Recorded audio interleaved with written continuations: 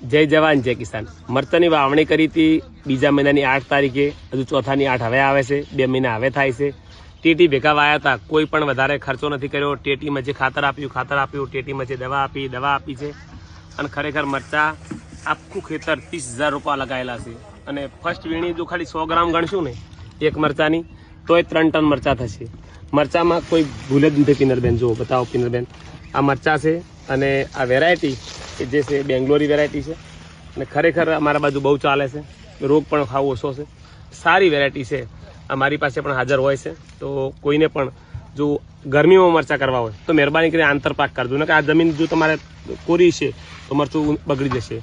નીચે ગમે તે વેલાવાળી શાકભાજી, મગફળી ગમે તે આંતરપાક કરી ને તમે મરચાની સફળ ખેતી કરી ને જે ગરમીના ભાવ, લગ્ન સિઝનના ભાવ લેવા હોય તો આ રીતે આંતરપાક કરજો.